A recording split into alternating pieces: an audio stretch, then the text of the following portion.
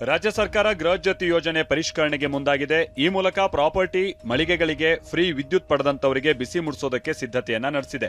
ಉಚಿತ ವಿದ್ಯುತ್ ಪಡಿತಾ ಇರುವ ಹೊರ ರಾಜ್ಯದ ಜನರಿಗೂ ಶಾಕ್ ನೀಡೋದಕ್ಕೆ ಮುಂದಾಗಿದೆ. ಆಧಾರ್, ಇಕೆವೈಸಿ, ಮೊಬೈಲ್ ನಂಬರ್ ಮೂಲಕ ಪರಿಶೀಲನೆಗೆ ಸರ್ಕಾರ ಮುಂದಾಗಿದೆ. ಸೇವಾ ಸಿಂಧು ಪೋರ್ಟಲ್ನಲ್ಲಿ ಮರುಪರಿಶೀಲನೆಗೆ ಅವಕಾಶ ನೀಡೋ ಸಾಧ್ಯತೆ ಇದೆ. ಈ ಬಗ್ಗೆ 2 ದಿನಗಳಲ್ಲಿ ಸರ್ಕಾರ ಅಧಿಕೃತವಾಗಿ ಆದೇಶ ನೀಡೋ ಸಾಧ್ಯತೆ ಇದೆ. ಇನ್ನು ವೋಟ್ ಇದ್ದವರಿಗೆ ಮಾತ್ರ ಗ್ಯಾರಂಟಿ ಯೋಜನೆ ಕೊಡ್ತೀವಿ, ನಾವು ಕರ್ನಾಟಕದವರಿಗೆ ಮಾತ್ರ ಗ್ಯಾರಂಟಿಗಳನ್ನ ಕೊಡೋದು ಅಂತ ಸಿಎಂ ಡಿಕೆ ಶಿವಕುಮಾರ್ ಹೇಳಿದ್ದಾರೆ. ಕರ್ನಾಟಕದವರಿಗೆ ನಾವು ಈ ಗ್ಯಾರಂಟಿ ಕೊಡ್ತಾ ಇರೋದು, ಹೊರಗಡೆ ರಾಜ್ಯದವ್ರಿಗೆ ಗ್ಯಾರಂಟಿ ಕೊಡ್ತಾ ಇಲ್ಲ. ಬಸ್ಸಲ್ಲಿ ಕರೆಂಟು ಕೂಡ ಕರ್ನಾಟಕ ರಾಜ್ಯದಲ್ಲಿ ಯಾರು ವೋಟ್ ಇದೆ ಅವ್ರು ಕೊಡಬೇಕು. ವೋಟ್ ಇಲ್ಲದೆ ಹೋದವ್ರಿಗೆ ಯಾರು ಕೊಡ್ಬೇಕು? ಯಾಕೆ ಕೊಡ್ಬೇಕು ನಾವು? ಗ್ಯಾರಂಟಿ ಕುರಿತ ವಿಪಕ್ಷಗಳ ಆರೋಪಕ್ಕೆ ಮಾಜಿ ಸಿಎಂ ಸಿದ್ದರಾಮಯ್ಯ ತಿರುಗೇಟನ್ನ ಕೊಟ್ಟಿದ್ದಾರೆ. ಪಂಚ ಗ್ಯಾರಂಟಿ ಯೋಜನೆಗಳನ್ನ ಯಾವುದೇ ಕಾರಣಕ್ಕೂ ನಿಲ್ಸಲ್ಲ. ಮುಂದಿನ 2 ವರ್ಷಗಳ ಕಾಲ ಮಾತ್ರ ಅಲ್ಲ, ಮತ್ತೆ ನಾವು ಅಧಿಕಾರಕ್ಕೆ ಬರ್ತೀವಿ, ಆಗ ಕೂಡ ಗ್ಯಾರಂಟಿ ಮುಂದುವರಿಯುತ್ತೆ ಎಂದಿದ್ದಾರೆ. ಪಂಚ ಗ್ಯಾರಂಟಿ ಯೋಜನೆಗಳನ್ನು ಯಾವುದೇ ಕಾರಣಕ್ಕೆ ನಿಲ್ಲಿಸುವುದಿಲ್ಲ. ಮುಂದಿನ 2 ವರ್ಷಗಳ ಕಾಲ ಮಾತ್ರವಲ್ಲ, ಮುಂದಿನ ಚುನಾವಣೆಯಲ್ಲಿ ಮತ್ತೆ ನಾವು ಅಧಿಕಾರಕ್ಕೆ ಬರಲಿದ್ದೇವೆ. ಅದರ ನಂತರವೂ ಅದು ಮುಂದುವರಿಯಲಿದೆ. ಯೋಜನೆಗಳ ಅನುಷ್ಠಾನದಲ್ಲಿ ಕಂಡುಬರುವ ದೋಷಗಳನ್ನು ಸರಿಪಡಿಸುವ ಕೆಲಸ ಪ್ರಾರಂಭದಿಂದಲೇ ನಡೆಯುತ್ತಾ ಬಂದಿದೆ, ಈಗಲೂ ಮುಂದುವರೆದಿದೆ. ಈ ಯೋಜನೆಗಳ ಫಲಾನುಭವಿಗಳು ವಿರೋಧ ಪಕ್ಷಗಳ ಅಪಪ್ರಚಾರಕ್ಕೆ ಕಿವಿಗೊಟ್ಟು ಆತಂಕಕ್ಕೆ ಈಡಾಗಬೇಕಾಗಿಲ್ಲ. ಬಿಜೆಪಿ ಮೂಲತಃ ಬಡವರ ವಿರೋಧಿ ಪಕ್ಷ. ಅದು ಗ್ಯಾರಂಟಿ ಯೋಜನೆಗಳನ್ನು ಮೊದಲ ದಿನದಿಂದಲೇ ವಿರೋಧಿಸುತ್ತಾ ಬಂದಿದೆ. ಮೊದಲು ಗ್ಯಾರಂಟಿ ಯೋಜನೆಗಳ ಜಾರಿಯೇ ಅಸಾಧ್ಯ ಎಂದರು. ನಂತರದ ದಿನಗಳಲ್ಲಿ ಹಣಕಾಸಿನ ಕೊರತೆಯಿಂದ ಸರ್ಕಾರ ದಿವಾಳಿಯಾಗಲಿದೆ ಎಂದರು. ಈಗ ಗ್ಯಾರಂಟಿ ಯೋಜನೆಗಳನ್ನು ನಿಲ್ಲಿಸಲಾಗುವುದು ಎನ್ನುವ ಪುಕಾರು ಹಬ್ಬಿಸುತ್ತಿದ್ದಾರೆ. ನಮ್ಮ ಗ್ಯಾರಂಟಿ ಯೋಜನೆಗಳನ್ನು ವಿರೋಧಿಸುತ್ತಾ ಬಂದಿರುವ ಬಿಜೆಪಿ ಅದೇ ಯೋಜನೆಗಳನ್ನು ಮಧ್ಯಪ್ರದೇಶ, ಬಿಹಾರ್, ಪಶ್ಚಿಮ ಬಂಗಾಳ ರಾಜ್ಯಗಳಲ್ಲಿ ನಕಲು ಹೊಡೆದು ಅಧಿಕಾರಕ್ಕೆ ಬಂದಿದೆ. ಇವರಿಗೆ ಗ್ಯಾರಂಟಿ ಯೋಜನೆಗಳನ್ನು ವಿರೋಧಿಸುವ ಯಾವ ನೈತಿಕತೆ ಇದೆ? ಕೆಲವು ರಾಜ್ಯಗಳ ಚುನಾವಣೆ ಪೂರ್ವದಲ್ಲಿ ಬಿಜೆಪಿ ಗ್ಯಾರಂಟಿ ಯೋಜನೆಗಳ ಆಶ್ವಾಸನೆ ನೀಡಿದರೂ ಅವುಗಳನ್ನು ಸಂಪೂರ್ಣವಾಗಿ ಜಾರಿಗೆ ತರಲು ಸಾಧ್ಯವಾಗುತ್ತಿಲ್ಲ. ಈ ಯೋಜನೆಗಳು ನಿಜವಾದ ಅರ್ಹರಿಗೆ ಸಿಗಬೇಕು. ಅದು ಅನರ್ಹರ ಪಾಲಾದಾಗ ಅದನ್ನು ತಡೆಗಟ್ಟುವುದು ಚುನಾಯಿತ ಸರ್ಕಾರದ ಕರ್ತವ್ಯವಾಗಿದೆ. ಆರ್ಎಸ್ಎಸ್ ಮುಖ್ಯಸ್ಥ ಮೋಹನ್ ಭಾಗವತ್ಗೆ ಗೃಹ ಸಚಿವ ಪ್ರಿಯಾಂಕ್ ಖರ್ಗೆ ಪತ್ರ ಬರೆದಿದ್ದಾರೆ. ಆರ್ಎಸ್ಎಸ್ ಯಾಕೆ ನೋಂದಾಯಿತ ಕಾನೂನುಬದ್ಧ ಸಂಸ್ಥೆಯಾಗಿ ಕಾರ್ಯನಿರ್ವಹಿಸ್ತಾ ಇಲ್ಲ ಅಂತ ಪ್ರಶ್ನಿಸಿರುವ ಪ್ರಿಯಾಂಕ್ ಖರ್ಗೆ ನೋಂದಣಿ ಮಾಡಿಕೊಳ್ಳುವಂತೆ ಆಗ್ರಹಿಸಿದ್ದಾರೆ. ಆರ್ಎಸ್ಎಸ್ ಮುಖ್ಯಸ್ಥರಿಗೆ ಪ್ರಿಯಾಂಕ್ ಖರ್ಗೆ 8 ಪ್ರಶ್ನೆಗಳನ್ನು ಕೇಳಿದ್ದಾರೆ.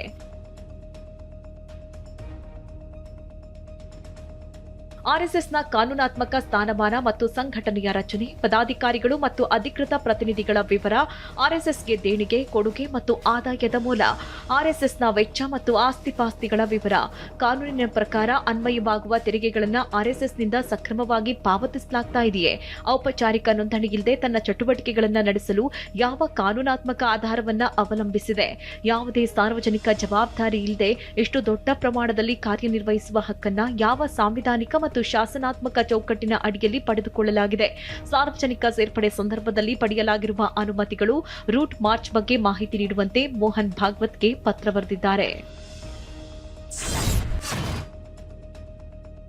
ಗೃಹ ಸಚಿವ ಪ್ರಿಯಾಂಕ್ ಖರ್ಗೆ ಬರೆದ ಪತ್ರದ ವಿಚಾರವಾಗಿ ಕೇರಳದಲ್ಲಿ ಆರ್ಎಸ್ಎಸ್ ಮುಖ್ಯಸ್ಥ ಭಾಗವತ್ ಪ್ರತಿಕ್ರಿಯೆ ಕೊಟ್ಟಿದ್ದಾರೆ. ನಾವು ಕದ್ದು ಮುಚ್ಚಿ ಯಾವುದನ್ನು ಮಾತನಾಡ್ತಾ ಇಲ್ಲ. ನಮ್ಮ ಎಲ್ಲಾ ಚಟುವಟಿಕೆ ತೆರೆದ ಮೈದಾನದಲ್ಲಿ ನಡೆಯುತ್ತೆ. ಕಳೆದ 100 ವರ್ಷಗಳಲ್ಲಿ ನಮಗೆ ಯಾರೂ ಸೂಚನೆ ಕೊಟ್ಟಿಲ್ಲ, ನೋಂದಣಿಯಾಗಿ ಎಂದು ನಮಗೆ ಯಾರೂ ಸೂಚನೆ ಕೊಟ್ಟಿಲ್ಲ ಎಂದಿದ್ದಾರೆ. I don't need to respond. There are so many unregistered things going on. And we are not secretive, we are working on open ground. We are calling people and telling them about Sangha. This is politics. And all these gimmicks are being tried. Sangha started in British times. And Sangha started as a public will. So it doesn't need any restriction. ಗೃಹ ಸಚಿವ ಪ್ರಿಯಾಂಕ್ ಖರ್ಗೆ ಆರ್ಎಸ್ಎಸ್ಗೆ ಪತ್ರ ಬರೆದ ಬಗ್ಗೆ ಪ್ರತಿಕ್ರಿಯೆ ನೀಡಿದ BJP ಸಂಸದ ತೇಜಸ್ವಿ ಸೂರ್ಯ, ಸಂಘ ಸಂಸ್ಥೆ ಸ್ಥಾಪಿಸುವ ಹಕ್ಕನ್ನ ಸಂವಿಧಾನ ಕೊಟ್ಟಿದೆ. ಸಂಘದ ಆಸ್ತಿ ವಹಿವಾಟುಗಳು ನಿಯಮಗಳ ಅಡಿಯಲ್ಲಿ ನಡೀತಾ ಇದೆ ಎಂದಿದ್ದಾರೆ. ಪ್ರತಿಯೊಬ್ಬ ದೇಶದ ಪ್ರಜೆಗೂ ಕೂಡ, ನಾಗರಿಕನಿಗೂ ಕೂಡ ಸಂಘ ಸಂಸ್ಥೆಗಳನ್ನು ಮಾಡುವಂಥ, ಅಸೋಸಿಯೇಷನ್ ಮಾಡುವಂಥ ಸಾಂವಿಧಾನಿಕ ಹಕ್ಕನ್ನು ಕೊಟ್ಟಿದೆ. ಇದನ್ನು ಪ್ರಿಯಾಂಕ್ ಖರ್ಗೆ ಅವ್ರು ಕೊಟ್ಟಿರೋದಲ್ಲ, ಇದನ್ನು ಬಾಬಾ ಸಾಹೇಬ್ ಅಂಬೇಡ್ಕರ್ ಕೊಟ್ಟಿರೋದು. ಇದು RSSಗೆ ಮಾತ್ರ ಅಲ್ಲ. ನಾಳೆ ಬೆಳಗ್ಗೆ ಕರ್ನಾಟಕದ ಯಾವುದೋ ಹಳ್ಳಿಲಿರುವಂಥ ಒಂದು ಸಣ್ಣ ಗ್ರಾಮದಲ್ಲಿ 4-5 ಜನ ಹುಡುಗರು ಒಟ್ಟಿಗೆ ಬಂದರೂ ಕೂಡ ಅವರೊಂದು ಸಂಘ ಸಂಸ್ಥೆಯನ್ನು ಪ್ರಾರಂಭ ಮಾಡ್ಬೋದು. ಮಾಜಿ ಸಿಎಂ ಮಮತಾ ಬ್ಯಾನರ್ಜಿಗೆ ಗಾಯದ ಮೇಲೆ ಮತ್ತೊಂದು ಬರೆ ಬಿದ್ದಿದೆ. ತೃಣಮೂಲ ಕಾಂಗ್ರೆಸ್ನ 20 ಲೋಕಸಭಾ ಸಂಸದರು ತ್ರಿಪುರಾ ಮೂಲದ nationalist citizens party of India ಜೊತೆಗೆ ವಿಲೀನಗೊಂಡಿದ್ದಾರೆ. ಅಷ್ಟೇ ಅಲ್ಲ, ಎನ್ಡಿಎ ಮಿತ್ರಕೂಟಕ್ಕೆ ಬೆಂಬಲ ಘೋಷಿಸಿದ್ದಾರೆ. ಲೋಕಸಭಾ ಸದಸ್ಯತ್ವದ ರಕ್ಷಣೆ ಪಡೆಯಲು ತಂತ್ರ ಹೆಣೆದಿರುವ ಈ 20 ಸಂಸದರ ಟೀಮ್ ಪಕ್ಷಾಂತರ ನಿಷೇಧ ಕಾಯ್ದೆಯ ಅಡಿಯಲ್ಲಿ ತಕ್ಷಣಕ್ಕೆ ಅನರ್ಹಗೊಳ್ಳುವುದನ್ನು ತಪ್ಪಿಸಲು nationalist citizens party of India ಹೆಸರಿನ ಪಕ್ಷ ಸೇರಿದ್ದಾರೆ. ಮುಂದಿನ ದಿನಗಳಲ್ಲಿ ತಾವೇ ಅಸಲಿ ಟಿಎಂಸಿ ಅಂತ ಲೋಕಸಭೆಯಲ್ಲಿ ಹಕ್ಕು ಮಂಡಿಸೋದು ಈ ರೆಬಲ್ಸ್ನ ಪ್ಲಾನ್ ಎನ್ನಲಾಗಿದೆ. ಇತ್ತ ಈಗಾಗಲೇ ಸ್ಪೀಕರ್ ಓಂ ಬಿರ್ಲಾಗೆ ಪತ್ರ ಬರೆದಿರುವ TMC Subhash Desai versus Maharashtra governor ಪ್ರಕರಣದಲ್ಲಿ ಸುಪ್ರೀಂ ಕೋರ್ಟ್ ತೀರ್ಪನ್ನ ಮುಂದಿಟ್ಟು ಬಂಡಾಯಗಾರರನ್ನು ಅನರ್ಹಗೊಳಿಸುವಂತೆ ಒತ್ತಾಯಿಸಿದೆ.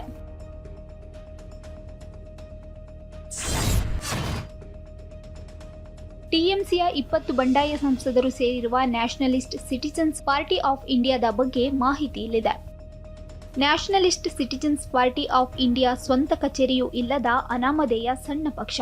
ಈ ರಾಷ್ಟ್ರೀಯ ಪಕ್ಷದ ಹೆಡ್ ಕ್ವಾರ್ಟರ್ಸ್ ಹೌರಾದ ಸಣ್ಣ ಗಲ್ಲಿಯೊಂದರಲ್ಲಿ ಇದೆ. ಪಶ್ಚಿಮ ಬಂಗಾಳದ ಹೌರಾ ಜಿಲ್ಲೆಯ ಬಾನಿಪುರ್ ಎಂಬ ಸಣ್ಣ ಏರಿಯಾದಲ್ಲಿ ಎನ್ಸಿಪಿಐ ಕಚೇರಿ ಇದೆ. 2023ರಲ್ಲಿ ಚುನಾವಣಾ ಆಯೋಗದಲ್ಲಿ ಎನ್ಸಿಪಿಐ ಪಕ್ಷದ ನೋಂದಣಿ ಮಾಡಲಾಗಿದೆ.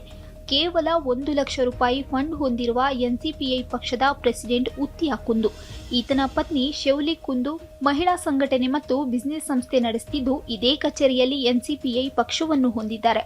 ಈ ಪಕ್ಷ ಹುಟ್ಟಿದ್ದು ಬಂಗಾಳದಲ್ಲಾದರೂ ಅದೃಷ್ಟ ಪರೀಕ್ಷೆಗೆ ನಿಂತಿದ್ದು ತ್ರಿಪುರಾದಲ್ಲಿ. ತ್ರಿಪುರಾ ಚುನಾವಣೆಯಲ್ಲಿ 2 ಅಭ್ಯರ್ಥಿಗಳು ಸ್ಪರ್ಧಿಸಿದ್ರೆ ಗಳಿಸಿದ್ದು ಕೇವಲ 1,000 ಮತಗಳು ಮಾತ್ರ. ಸಾಮಾಜಿಕ ಹೋರಾಟಗಾರ ಗಿರೀಶ್ ಮಟ್ಟಣ್ಣನವರ ವಿರುದ್ಧ ಬುರುಡೆ ಪ್ರಕರಣದ ಆರೋಪಿ ಚಿನ್ನಯ್ಯ ದೂರು ದಾಖಲಿಸಿದ್ದಾರೆ. ಬಂಟ್ವಾಳದ ಎಸ್ಐಟಿಗೆ ದೂರು ನೀಡಿದ ಚಿನ್ನಯ್ಯ ಜೀವ ಬೆದರಿಕೆ ಹಾಕಿರೋ ಆರೋಪ ಮಾಡಿದ್ದಾರೆ. ರಿಟ್ ಅರ್ಜಿ ಸಂಬಂಧ ಗಿರೀಶ್ ಮಟ್ಟಣ್ಣನವರ್ ಚಿನ್ನಯ್ಯನ ಹೆಂಡತಿ ಅಕ್ಕನ ಮಗನಿಗೆ ಫೋನ್ ಕರೆ ಮಾಡಿದ್ರು. ವಾಟ್ಸಾಪ್ ಕಾಲ್ ಮಾಡಿ ಮಾಹಿತಿ ಪಡೆದ ಗಿರೀಶ್ ಮಟ್ಟಣ್ಣನವರ್ ನನಗೆ ಬೆದರಿಕೆ ಹಾಕಿದ್ದಾರೆ ಎಂದು ಚಿನ್ನಯ್ಯ ದೂರಿನಲ್ಲಿ ಉಲ್ಲೇಖಿಸಿದ್ದಾರೆ. ಮತ್ತೊಂದೆಡೆ ಧರ್ಮಸ್ಥಳ ಬುರುಡೆ ಕೇಸ್ನ ಮಧ್ಯಂತರ ವರದಿ ಬಹಿರಂಗಕ್ಕೆ ಒತ್ತಾಯ ಕೇಳಿಬಂದ ಬಗ್ಗೆ ಗೃಹ ಸಚಿವ ಪ್ರಿಯಾಂಕ್ ಖರ್ಗೆ ಪ್ರತಿಕ್ರಿಯೆ ನೀಡಿದ್ದಾರೆ. ಯಾರಿಗೆ ಬಹಿರಂಗಪಡಿಸಬೇಕು? ಬಿಜೆಪಿಯವರಿಗೆ ಬಹಿರಂಗ ಮಾಡಬೇಕಾ? ಬಿಜೆಪಿಯವರನ್ನ ಕೇಳಿ ನಾವು ಸರ್ಕಾರ ನಡೆಸಬೇಕಾ? ಎಸ್ಐಟಿ ವಿಚಾರಣೆ ಕೋರ್ಟ್ನಲ್ಲಿದೆ, ನಾವು ವರದಿಯನ್ನ ಕೋರ್ಟ್ಗೆ ಸಲ್ಲಿಕೆ ಮಾಡ್ತೇವೆ ಎಂದಿದ್ದಾರೆ. ಅಯೋಧ್ಯೆ ಶ್ರೀರಾಮ ಜನ್ಮಭೂಮಿ ಮಂದಿರದಲ್ಲಿ ಅಕ್ರಮ ಆರೋಪ ತನಿಖೆಗೆ ಉತ್ತರ ಪ್ರದೇಶ ಸರ್ಕಾರ 3 ಹಿರಿಯ ಅಧಿಕಾರಿಗಳ ನೇತೃತ್ವದ ಎಸ್ಐಟಿಯನ್ನ ರಚಿಸಿದೆ. ಶ್ರೀರಾಮ ಜನ್ಮಭೂಮಿಯ ದೇಣಿಗೆ ಕಾಣಿಕೆ ದುರ್ಬಳಕೆಯಾಗಿದೆ ಅನ್ನೋ ಆರೋಪ ಕೇಳಿಬಂದಿತ್ತು. ಈ ಸಂಬಂಧ ತನಿಖೆ ನಡೆಸುವಂತೆ ಸಿಎಂ ಯೋಗಿ ಆದಿತ್ಯನಾಥ್ಗೆ ಶ್ರೀರಾಮ ಜನ್ಮಭೂಮಿ ಮಂದಿರ ಟ್ರಸ್ಟ್ ಮನವಿಯನ್ನ ಮಾಡಿತ್ತು. ಟ್ರಸ್ಟ್ ಕೋರಿಕೆ ಮೇರೆಗೆ ಇದೀಗ ವಿಶೇಷ ತನಿಖಾ ತಂಡ ರಚಿಸಿ ಸಿಎಂ ಆದಿತ್ಯನಾಥ್ ಆದೇಶಿಸಿದ್ದಾರೆ. ತ್ವರಿತ ಸಮಗ್ರವಾಗಿ ತನಿಖೆ ನಡೆಸಿ ವರದಿ ಸಲ್ಲಿಸುವಂತೆ ಎಸ್ಐಟಿಗೆ ಸೂಚನೆಯನ್ನ ನೀಡಲಾಗಿದೆ. ಬೆಂಗಳೂರಿನ ಕೆಂಪೇಗೌಡ ಏರ್ಪೋರ್ಟ್ನಲ್ಲಿ ಕಸ್ಟಮ್ಸ್ ಅಧಿಕಾರಿಗಳು ಭರ್ಜರಿ ಕಾರ್ಯಾಚರಣೆ ನಡೆಸಿ ಬರೋಬ್ಬರಿ 13.14 ಕೋಟಿ ಮೌಲ್ಯದ ಗಾಂಜಾ ಜಪ್ತಿ ಮಾಡಿದ್ದಾರೆ. 2 ಪ್ರತ್ಯೇಕ ಪ್ರಕರಣಗಳಲ್ಲಿ 38.34 ಕೆಜಿ ಹೈಡ್ರೋಫೋನಿಕ್ ಗಾಂಜಾ ವಶಕ್ಕೆ ಪಡೆದಿದ್ದಾರೆ. ಬ್ಯಾಂಕಾಕ್ನಿಂದ ಅಕ್ರಮವಾಗಿ ಲಗೇಜ್ ಬ್ಯಾಗ್ನಲ್ಲಿ 6 ಜನ ಪ್ರಯಾಣಿಕರು ಗಾಂಜಾ ಅಡಗಿಸಿಟ್ಟಿದ್ರು. ಎನ್ಡಿಪಿಎಸ್ ಕಾಯ್ದೆಯಡಿ ಆರೋಪಿಗಳ ವಿರುದ್ಧ ಪ್ರಕರಣ ದಾಖಲಾಗಿದೆ. ಮಂತ್ರಾಲಯ ರಾಯರ ಮಠಕ್ಕೆ ಬಂದಿದ್ದ ಭಕ್ತರಿಗೆ ವರುಣದೇವ ಶಾಕ್ ಕೊಟ್ಟಿದ್ದಾನೆ. ಹರಿಯುತ್ತಿರೋ ಮಳೆ ನೀರಿನಲ್ಲೇ ಭಕ್ತರು ರಾಯರ ದರ್ಶನ ಪಡೆದಿದ್ದಾರೆ.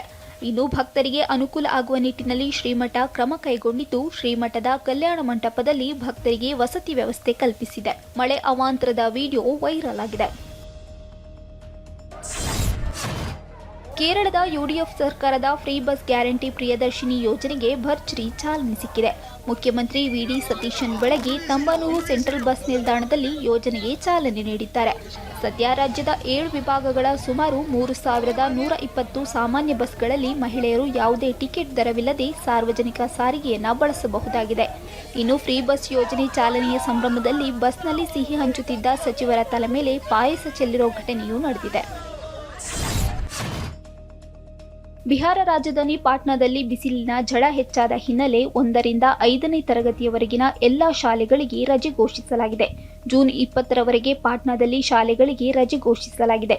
ಇನ್ನು 6ರಿಂದ 8ನೇ ತರಗತಿಗಳ ಸಮಯವನ್ನ ಬದಲಾಯಿಸಿದ್ದು ತರಗತಿಗಳನ್ನು ಬೆಳಗ್ಗೆ 10:30ರವರೆಗೆ ಮಾತ್ರ ನಡೆಸಲಾಗುತ್ತಿದೆ.